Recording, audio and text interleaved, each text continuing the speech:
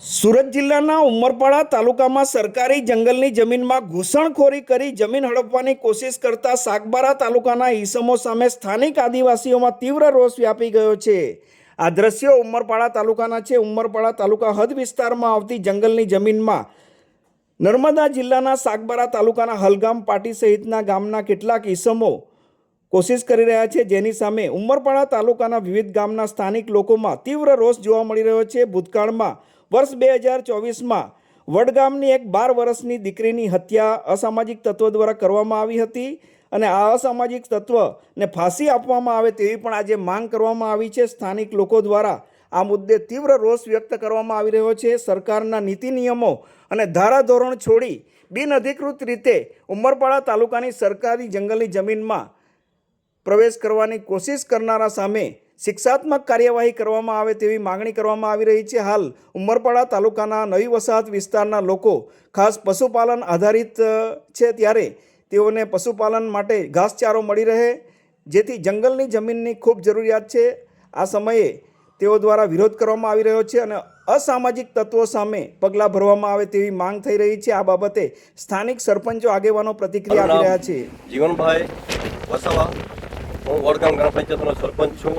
મારો તાલુકો ઉમરપાડા, જિલ્લો સુરતનો હું વતની છું. 2024માં સુરત જિલ્લાના ઉમરપાડા તાલુકાના વડપાડા રેન્જમાં વડગામના સીમમાં 12 વર્ષની દીકરી હાથે દુષ્કર્મ કરી એને મારી નાખવામાં આવેલી હતી. તે દીકરીને આજ દિન સુધી ન્યાય મળ્યો નથી. હું સરકારશ્રીને મારી આ જ વિનંતી છે કે આરોપીને ફાંસીની સજા થવી જોઈએ અને સખતમાં સખત સજા કરી અને આ પ્રશ્નોને દૂર કરવો જોઈએ. સાથે સાથે આ લોકો સાગબારા તાલુકાના લોકો છે. આ લોકો ખૂની હત્યા કરવાવાળા માણસો છે. એ અમારા જંગલ વિસ્તારમાં આ લોકો ગેરકાયદેસર ઘૂસી અને ફોરેસ્ટ ડિપાર્ટમેન્ટ તથા મારા ઉકાઈ અસરગ્રસ્તના વતની લોકો સાથે ઘર્ષણ કરવાવાળા માણસો છે અને આ લોકો પર્યાવરણના નુકસાન કરવાવાળા માણસો છે. જેથી મારી સરકારશ્રીને આ વિનંતી છે કે ઉમરપાડા તાલુકાના હદમાં આવતો જંગલ એને અમે બચાવવા માટે આ સરકાર પર અમે ભીખ માગીએ છીએ. કારણ કે આ જંગલ બચે તો અમારા વસ્તીના લોકો પશુપાલન આધારિત લોકો છે, જેથી કરી જંગલમાંથી ગળ પેદાશો જેવા કે ઘાસચારો, સૂકા લાકડા લાવીને લોકો જીવન ગુજારે છે. તો આ લોકો સાગબારા કે નર્મદા જિલ્લાના જે બિન અધિકૃત રીતે લોકો જંગલમાં ઘૂસે છે, તો સરકારશ્રી મોટા પ્રમાણમાં મોટો ખર્ચ ઉતારો અને એ લોકોને જો નુકસાન કરતા હોય તો સખ્તમાં સખ્ત સજા થવી જોઈએ એવી પ્રયાસ સાથે આ કાર્યવાહી કરવા હું સરકારશ્રીને વિનંતી કરું છું. સાથે સાથે આજે સાગબારા તાલુકાનું જે જંગલ છે, અમે નાના હતા ત્યારે આ જંગલ ખૂબ મોટા પાયે હતો, પણ આ લોકોએ આ જંગલ પૂરું કરી ત્યાર પછી અમારા ઉમરપાડા વિસ્તારના જંગલમાં ઘૂસવા માટે આ લોકો પ્રયાસ કરે છે.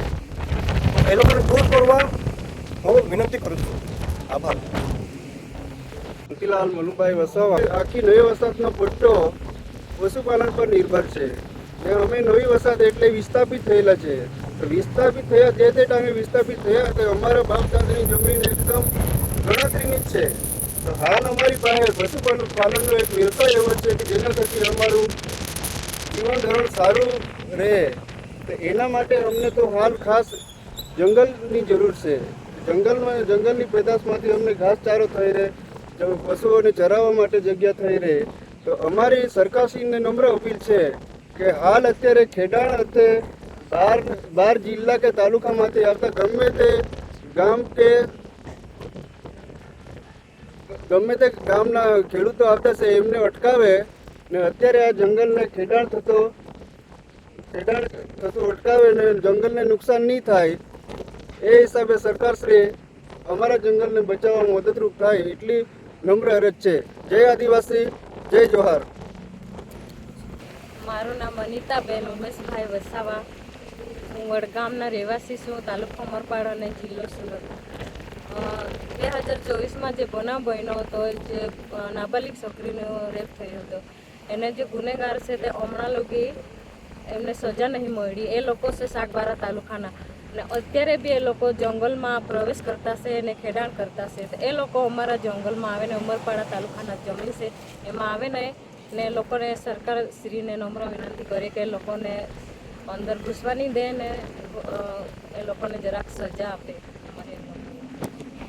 નામ વસાવા હિતેશભાઈ કાંતિલાલ, રહેવાસી રૂંડીગવાણ ગ્રામ પંચાયતનો સરપંચ છું.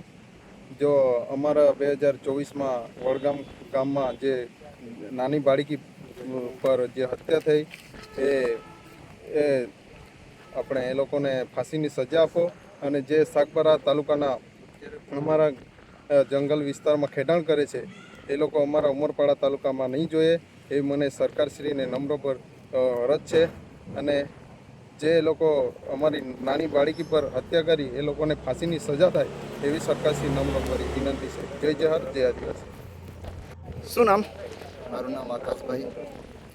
આપણે ઉમરપાડાની રેન્જમાં જે બહારના સાગબારા જે નર્મદા જિલ્લાના વ્યક્તિ અંદર જમીન ખેડાણ કરે છે તે ગેરકાયદેસર ખેડે છે. જો અમારે વિસ્તારમાં અમારા પશુપાલન જે લોકો કરે છે, ઘાસચારો પહેલાં બી રાખતા હતા, પણ આ લોકો દબાણ કરીને જે ખેડે છે એમને સરકારશ્રીને એવી વિનંતી કે એ લોકોને દૂર કરવામાં આવે એવી મારી વિનંતી છે.